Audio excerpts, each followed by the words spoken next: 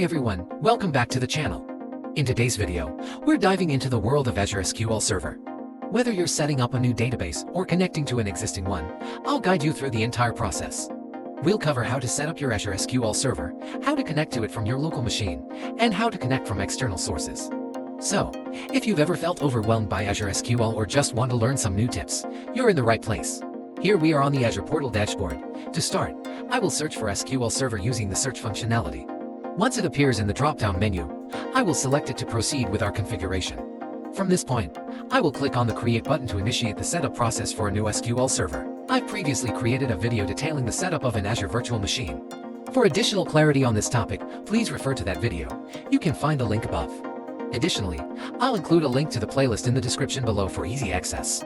Feel free to check it out for more comprehensive guidance. Now, we need to either create a new resource group or select an existing one. To create a new resource group, simply click the Create New link. Enter your resource group name and click OK. Next, you'll need to enter a server name. This name must be unique, and if it's already taken, you'll see an error message. Please go ahead and enter your server name. It appears that the East US region is not available in my region. Therefore, I will select Southeast Asia as my region, which is where I am located. Microsoft Entra Admin is a new feature that allows you to grant access to Azure Active Directory AD users. This feature is designed to enhance security and streamline access to resources.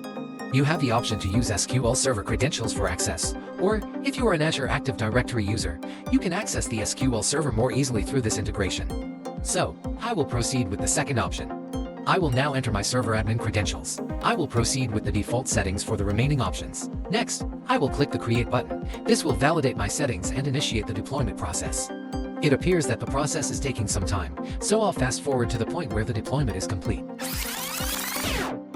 Now that the deployment is complete, I will navigate to the SQL Server directory and select the database server that we just created. On the overview page, you can view all the details about the server we created. Next, I will go to the security option from the sidebar, then select the networking module. From there, I will add my IPv4 address to the firewall rules. This will enable me to access the database server from my local machine using SQL Server Management Studio. Then, I will navigate to the overview page and copy the server name. This information will be needed to access the database from my local machine. Now, I'm in SQL Server Management Studio. I will enter the server name that I copied earlier. I will select SQL Server Authentication and enter the credentials that I configured during the setup process.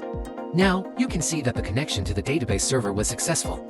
I will proceed to create a database to verify that I have the necessary permissions. Great, the database was successfully created.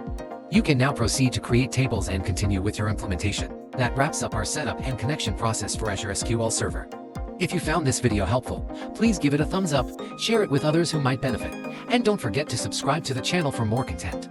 Thank you for watching, and I'll see you in the next video.